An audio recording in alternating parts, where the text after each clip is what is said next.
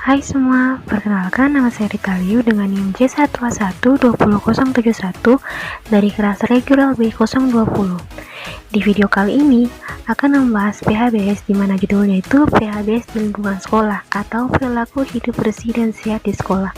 Langsung saja masuk ke pengertian PHBS di sekolah. Perilaku hidup bersih dan sehat atau PHBS di lingkungan sekolah adalah sekumpulan perilaku yang dipraktikkan oleh peserta didik, guru, dan masyarakat lingkungan sekolah atas dasar kesadaran sebagai hasil pembelajaran, sehingga secara mandiri mampu mencegah penyakit, meningkatkan kesehatannya, serta berperan aktif dalam mewujudkan lingkungan sehat.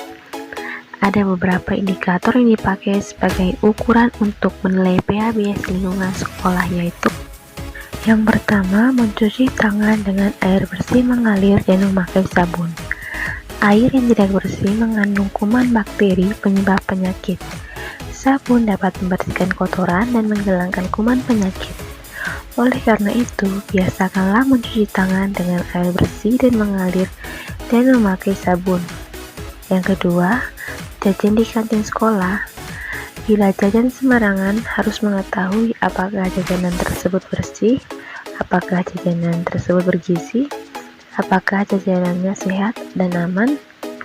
Yang ketiga, membuang sampah pada tempatnya. Sampah adalah sarang kuman dan bakteri.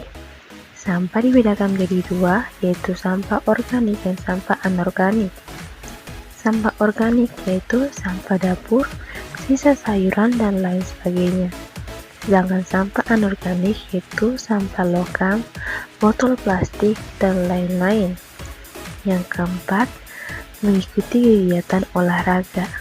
Tujuannya supaya tubuh sehat dan bugar, tidak mudah sakit dan semangat belajar. Yang kedua, pilih olahraga yang sesuai arahan guru agar terhindar dari cedera dan hasilnya optimal. Yang kelima, menimbang berat badan dan mengukur tinggi badan setiap 6 bulan sekali. Siswa dapat mengetahui pertumbuhan dan perkembangan badan serta status gizinya. Yang keenam, bebaskan dirimu dari asap rokok. Merokok dapat menyebabkan kanker, penyakit jantung dan pembuluh darah, batuk menahun, kelainan kehamilan, kerusakan gigi, dan lain sebagainya, serta mengakibatkan ketagihan, ketergantungan pada rokok yang tinggi. 7. Memeratas jentik nyamuk. Kita dapat memeriksa tempat penampungan air bersih yang ada di sekolah serta membersihkannya agar terbebas dari jentik nyamuk. Yang terakhir atau yang ke-8, buang air kecil dan buang air besar di cabang sekolah. Selain memperhatikan beberapa indikator PHBS, diperlukan pula upaya-upaya penanaman perilaku hidup bersih dan sehat di lingkungan sekolah di tengah masa pandemi COVID-19. Di samping itu, protokol kesehatan selama pandemi COVID-19 seperti yang pertama memakai masker, yang kedua menjaga jarak fisik minimal 1 meter, yang ketiga rajin mencuci tangan, yang keempat serta melakukan disinfeksi secara berkala. Juga termasuk dalam PHBS yang dilakukan di sekolah pada masa pandemi dan harus dilaksanakan atau dipatuhi. Munculnya sebagai penyakit yang sering menyerang anak usia sekolah atau usia 6-10 tahun ternyata umumnya berkaitan dengan PHBS atau perilaku hidup bersih dan sehat. Oleh karena itu, penanaman nilai-nilai PHBS di sekolah merupakan kebutuhan mutlak dan dapat dilakukan melalui pendekatan usaha kesehatan sekolah atau UKS. PHBS di sekolah adalah upaya untuk memperdaya siswa, guru, dan masyarakat lingkungan sekolah agar tahu dan mau serta mampu mempraktikkan PHBS dan berperan aktif dalam mewujudkan sekolah sehat. Kegiatan PHBS ini juga akan mendukung program atau kegiatan pemerintah di bidang penilaian sekolah Adiwiyata. Melalui penerapan PHBS di lingkungan sekolah ternyata memberikan manfaat.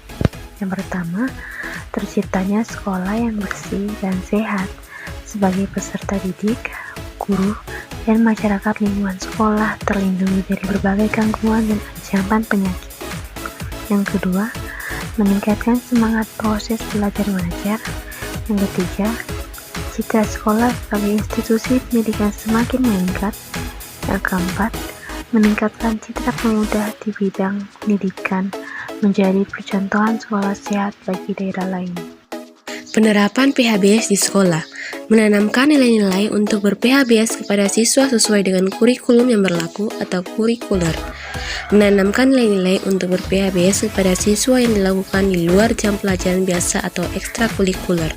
Misalnya, pemeriksaan rutin kebersihan mulai dari kuku, rambut, telinga, gigi, dan sebagainya. Bimbingan hidup bersih dan sehat melalui konseling, dan kegiatan penyuluhan latihan keterampilan dengan melibatkan peran aktif siswa, guru, dan orang tua, antara lain melalui penyuluhan kelompok, pemutaran kaset radio atau film, penempatan media poster, penyebaran leaflet, dan membuat majalah dinding. Demikianlah video tentang PHBS di lingkungan sekolah. Akhir kata saya ucapkan mohon maaf apabila ada salah kata dan terima kasih sudah menonton video ini.